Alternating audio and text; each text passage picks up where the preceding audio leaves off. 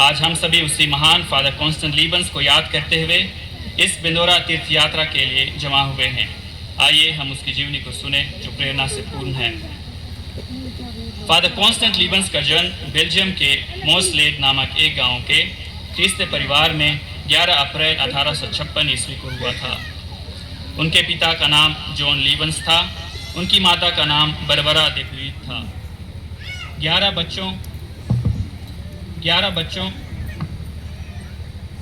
बच्चों में उसका स्थान 7वां था। 7 वर्ष की उम्र में उनकी शिक्षा प्रारंभ हुई। 10 अप्रैल 1867 ईस्वी में उन्होंने पहला परम प्रसाद ग्रहण किया। खुशी के इस दिन में भी लड़के का मजा किरकिरा हो गया, क्योंकि उसके ठीक पहले ही दिन उसकी माँ की तबीयत गिर गई थी। उसकी माँ को बीमारों का संस्कार दिया गया था।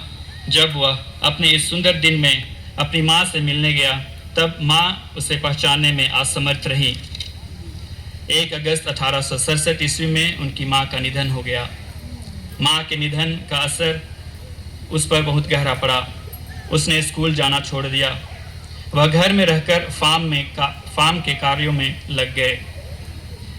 लीबंस केवल 4 साल स्कूल में रहे, लेकिन पढ़ने में अपने सहपाठियों से तेज निकले। घोड़ों की दैनिक सेवा के फलस्वरूप वे धीरे धीरे घोड़ों के कुशल पारखी बन गए। लीबंस को ज्ञान प्राप्ति बहुत पसंद थी, इसलिए उन्होंने पढ़ाई के प्रति अपनी रुचि को कभी कम नहीं होने दिया। सन 1870 के अक्टूबर महीने में कॉन्स्टेंट लीबंस ने रूसलार के लघु गुरुकुल में प्रवेश किया। 14 वर्ष की उम्र में उन्होंने लैटिन और ग्रीक के साहित्य का अध्ययन प्रारंभ किया।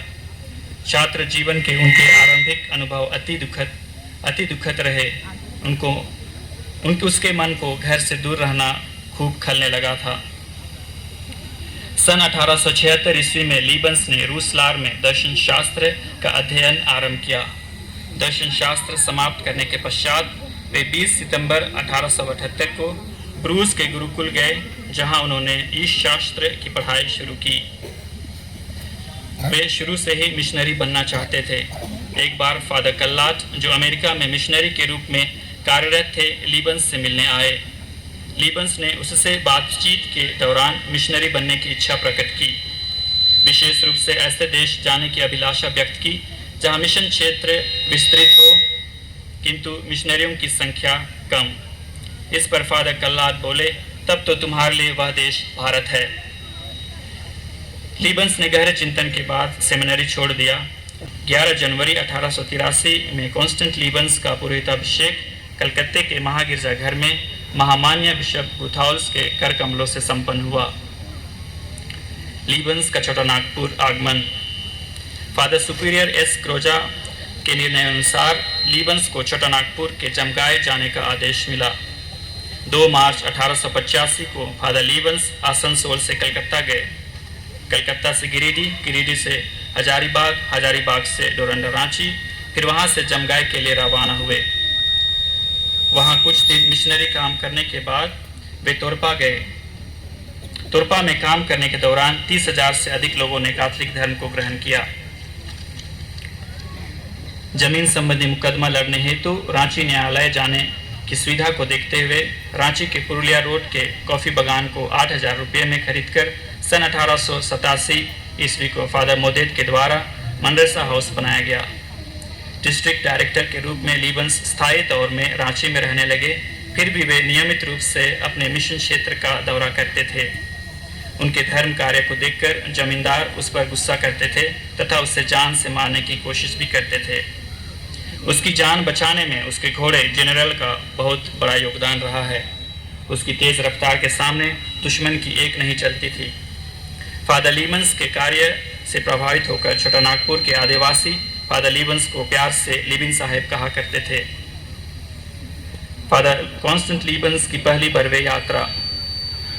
16 अक्टूबर 1889 को फादर लीबंस अपने घोड़े जनरल पर चढ़कर बरवे की ओर निकल पड़े।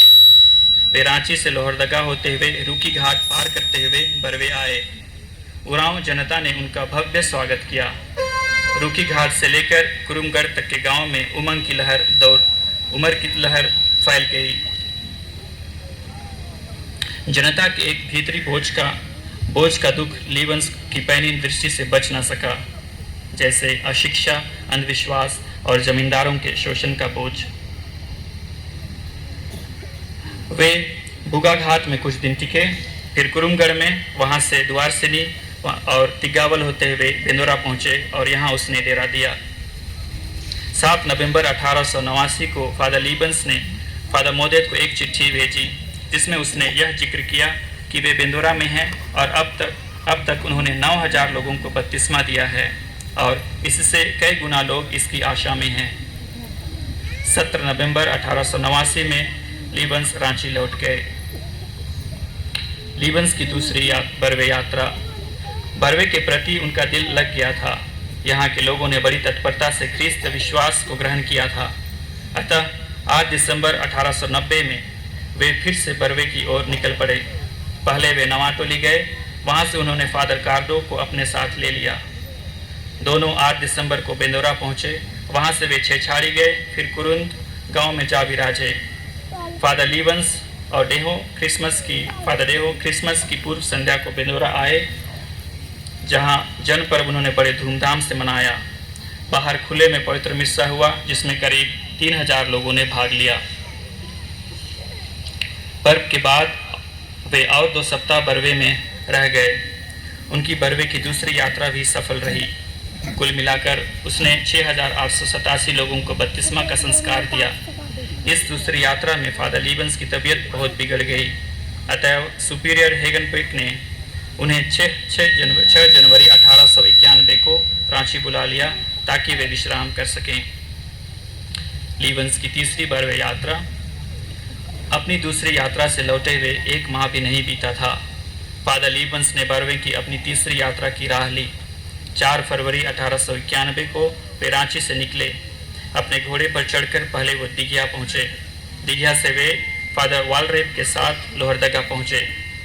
इस यात्रा में उन्होंने मुख्य रूप से विवाह संस्कार देने के विषय में सोचा था। फादर डेहो के साथ मिलकर लीबंस ने बेंदोरा में 6 दिनों के अंतर्गत 90 शादियों की आशीष की। बिर्री में एक दिन में 30 शादियों पर आशीर्वाद हुआ। इस यात्रा में कुल 218 जोड़ों का विवाह संस्कार संपन्न हुआ। इसी बीच 1677 लोगों को बपतिस्मा भी दिया गया। 8 मार्च 1891 को वे रांची लौट गए। लीबंस की चौथी बरवे यात्रा। फादर लीबंस की इच्छा थी कि बरवे में एक स्टेशन खोला जाए, इसलिए उसने अपनी चौथी बरवे यात्रा मिशन सुपीरियर फादर ग्रोजा के साथ की, ताकि वे उसे बरवे दिखा सके। 20 अप्रैल 1891 को दोनों ने रांची से प्रस्थान किया। वे रांची से लोहरदगा पहुँचे, वहाँ से गम्हरिया, गम्हरिया से जोरी, जोरी से जयपुर, जयपुर से छिछवानी, छिछवानी से जरागी, जरागी से कुरुंद, वहाँ से ढंसा और सीरदा पहुँचे।